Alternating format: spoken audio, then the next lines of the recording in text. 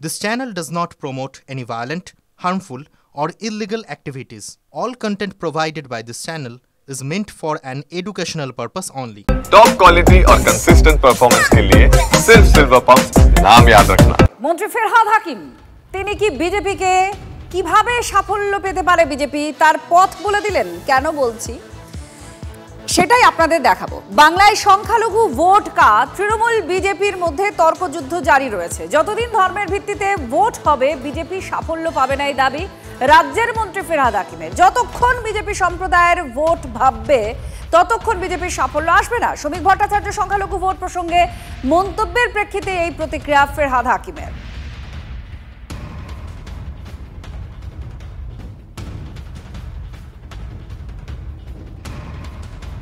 যতক্ষণ না ওরা মানুষের ভোট ভাববে, যতক্ষণ সম্প্রদায়ের ভোট ভাববে ততক্ষণ বিজেপির সাফল্য কোনোদিন আসবে না। যেদিন ভোটটাকে মানুষের ভোট ভাববে, মানুষ ভোট দিচ্ছে, ভোটার ভোট দিচ্ছে, সেদিন সাফল্য আসবে। যতদিন তারা সংখ্যালঘু সংখ্যাগুরু ধর্মের ভিত্তিতে ভোট হবে ততদিন বাংলায় সাফল্য পাবে না। আপনারা শুনলেন ফেরহাদ হাকিমের বক্তব্য। আর আপনারা এটাও জানেন যে বিজেপির তরফ থেকে বারবার হিন্দু ভোটকে টার্গেট করা হয়েছে এবং সেটা স্পষ্ট। তাদের সাংগঠনিক সভাতেও যেমন তারা এই কথা বলেছেন, তার বাইরে বেরিয়েও জনতার সামনেও সেই কথা বারবার স্পষ্ট করেছেন শুভেন্দু অধিকারী। তিনি বারবার এই বিষয়টাকে স্পষ্ট করে দিয়েছেন যে হিন্দু ভোট একত্রিত করলেই বিজেপি সরকার করতে পারবে এই রাজ্যে। শ্রমিক ভট্টাচার্য যিনি সদ্য রাজ্য সভাপতির দায়িত্ব পেয়েছেন বিজেপির, তার বক্তব্য কিন্তু অন্যরকম শোনা গেল দায়িত্ব পাওয়ার পরে। কি বলেছিলেন শ্রমিক ভট্টাচার্য শুনুন। আমি তো সংখ্যালঘু ভোট পাওয়ার জন্য কোনো আবেদন করিনি। ববি হাকিমদের রাজনীতি মুসলমানকে মুসলমান বানিয়ে রাখার রাজনীতি, মুসলমানকে মনুষ্যত্বের মর্যাদা না দিয়ে তাদের ভোটার বানিয়ে রাখার রাজনীতি। আমরা বলেছি যদি মুসলিম ভাইরা আমাদের ভোট নাও দেন তাহলেও আমরা পশ্চিমবঙ্গের তৃণমূল কংগ্রেসের বিসর্জন ঘটিয়ে দেবো। কিন্তু মুসলমানদের চিন্তা করতে বলেছি এটাই যে ববি হাকিমের মেয়েরা কোন কলেজে পড়েছে, কোন স্কুলে পড়েছে। পশ্চিমবঙ্গে যারা এই মুসলিমদের সেন্টিমেন্ট নিয়ে, তাদের ব্লক ভোট নিয়ে রাজনীতি করেন, তারা একবার চিন্তা করুন যে তাদের বাড়িতে সন্তান সন্ততির সংখ্যা কত, আর নেতা যারা আছে ফিরহাদ হাকিম, সিদ্দিকুল্লাহ চৌধুরী কিংবা এখন জাভেদ খান, এদের সন্তান সন্ততির সংখ্যা কত আর কোথায় পড়াশোনা করেছে, কে তাদের ছেলে মেয়েদের মাদ্রাসায় পাঠিয়েছে। একজন মুসলমান নেতার নাম বলুন সারা ভারতবর্ষে যার ছেলে মেয়ে খারিজি মাদ্রাসায় পড়েছে। সুতরাং ভোটের সময় তাদের কথা মনে পড়বে, ভোটের সময় মাথায় ফেজ টুপি পরে তারা পৌঁছে যাবে, চলবে না। শ্রমিক ভট্টাচার্যের আজকে যে বক্তব্য আপনারা শুনছেন, ফেরহাদ হাকিম যা বলেছেন বিজেপি কিভাবে ভোটে সাফল্য পেতে পারে তারই পরিপ্রেক্ষিতে শ্রমিক ভট্টাচার্যের আজকের এই বক্তব্য আপনাদের শোনালাম। আর এর পাশাপাশি আপনাদের আরো কয়েকটি তথ্য তুলে ধরবো, বক্তব্যও শোনাবো। বিজেপির লড়াই মুসলিমদের বিরুদ্ধে নয়, সবার উন্নয়নই লক্ষ্য। বঙ্গ বিজেপির হাল ধরে এই বার্তা আগেই দিয়েছেন শ্রমিক ভট্টাচার্য। ভাবের ঘরে চুরি করি না, মুসলিমরা আমাদের ভোট দেয় না, পাল্টা এই দাবি শুভেন্দু অধিকারীর। এবার শুনুন। বিজেপির লড়াই কোনো মুসলমানের বিরুদ্ধে নয়। হ্যাঁ, আমরা লড়াই করছি আপনাদের বিরুদ্ধে, কারণ আপনাদের বাড়ির ছেলেরা যারা হাতে পাথর নিয়ে ঘুরছে, আমরা ওই পাথরটাকে কেড়ে নিয়ে ওখানে বই ধরিয়ে দিতে চাই।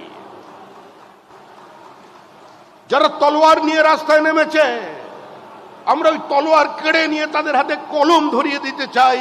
এই লড়াই বিজেপির লড়াই, এটা পশ্চিমবঙ্গে বিজেপি করে দেখা। আমরা চাই দুর্গাপুজোর বিসর্জনের মিছিল আর মহরমের মিছিল একই সঙ্গে একই রাস্তা দিয়ে একই সময় হেঁটে যাবে। কোনো সংঘর্ষ নেই, কোনো দাঙ্গা নেই, কোনো রাজনৈতিক সম্প্রীতির বিভাজন নেই। পশ্চিমবঙ্গকে বাঁচাতে হবে, এর বহুত্ববাদকে বাঁচাতে হবে, এই মাটিকে রক্ষা করতে হবে। আর তার জন্যই দরকার একটা শক্তিশালী ভারত ভূখণ্ড। আমাদের মানে হিন্দুরা অত ভাবের ঘরে বসে চুরি আমি করি, হিন্দুরা মেনে করেছে, জিততে পারতাম না। 1,10,000-এর মধ্যে 1,09,600 হিন্দুর ভোট পেয়েছে। আমি যে অন্যদের ভোট চাই না তা নয়, পাই না, এটা কঠিন বাস্তব। আপনারা শুনলেন বিজেপির লাইন, বিজেপির বক্তব্য, বিজেপি কি বলতে চাইছে এখন বা আগেই কি বলেছে।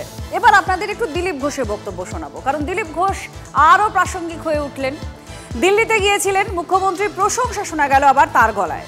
তিনি বলছেন যারা বড় সড়ো কথা বলছেন তাদের নামে কেস আছে, যার নামে কেস নেই তার সঙ্গে বসলেই খারাপ হয়ে গেলাম। দীঘায় যাওয়ায় কর্মীরা নয়, কিছু লোক অস্বস্তিতে ছিলেন। মমতা বন্দ্যোপাধ্যায় গুরুত্ব দেওয়ার অনেকেই কষ্ট পেয়েছেন, ফেরে বিস্ফোরক দাবি করলেন দিলীপ ঘোষ। আমি তো সবার প্রশংসা করি, দেখেছেন কারোর বিরুদ্ধে বিনা কারণে কিছু বলতে আমাকে, কারোর সঙ্গে আমার শত্রুতা নেই, প্রশংসা করবো না কেন? প্রশংসা এই জন্য করেছি, প্রশংসা করিনি আমি বলেছি যে যারা এত বড় কথা বলছে তাদের নামে অত কেস আছে, আর যাকে নিয়ে এত চর্চা তার নামে কেস নেই কেন? আর তার যার নামে কেস নেই চোর ডাকাত বলে কেউ প্রমাণ করেন, তার সঙ্গে কেউ আমি বসি, আমি খারাপ হয়ে গেলাম? না দিদা, দীঘায় যাওয়াতে একটু পার্টি কর্মীরা অস্বস্তিতে ছিলেন, যেটাকে বয়কট করা কর্মীরা নয়, কিছু লোক অস্বস্তিতে ছিল। সমস্যাটা ওটা যে মমতা ব্যানার্জি আমাকে এত গুরুত্ব দিয়েছেন কেন, এই জন্যই অনেকে কষ্ট পেয়েছেন। এবার দেখুন তৃণমূল কংগ্রেস নেতা জয়প্রকাশ মজুমদার তিনি কি বলেছেন। দিলীপ বাবুকে কোণঠাসা করার জন্য যে ষড়যন্ত্র শুভেন্দু অধিকারী করেছিল সেগুলি তারই বহিঃপ্রকাশ হয়েছিল। আজকে দিলীপ বাবুকে কাছে টেনে নিয়েছেন এখনকার রাজ্য সভাপতি শ্রমিক ভট্টাচার্য, তাই তিনি এগুলো বলতে পারছেন। হয়তো ওনাকে তো একেবারে কোণঠাসা করা হয়েছিল। দিল্লি থেকেও সুকান্ত জমানাকে নিশানা করলেন দিলীপ ঘোষ। পার্টির মিটিংয়ে তাকে নাকি চেয়ারই দেওয়া হতো না, এই বিস্ফোরক দাবি করেছেন বঙ্গ বিজেপির প্রাক্তন সভাপতি। পার্টি ছাড়াতে অনেকে চেষ্টা করেছে, এই বিস্ফোরক দাবিও তার। যে পার্টি দাঁড় করিয়েছে সে পার্টি ছাড়বে কেন? পার্টি ছাড়িয়ে নেওয়ার চেষ্টা করলে তখন লড়বে, এই মন্তব্য বিজেপির প্রাক্তন রাজ্য সভাপতির। পার্টির মিটিং আমাকে চেয়ারই দেওয়া হতো না, আমি তো কাজ করেছি, আমি পার্টি ছেড়ে চলে যাইনি। যারা আমাকে পার্টি ছাড়াতে চেয়েছিল অনেকজন, তারা খুব চেষ্টা করেছিল। দিলীপ ঘোষ ছাড়বে কোনো বলেনি, যে পার্টি দাঁড় করেছে পার্টি ছাড়বে কেন? পার্টি ছাড়িয়ে নেওয়ার চেষ্টা করলে তখন লড়বে।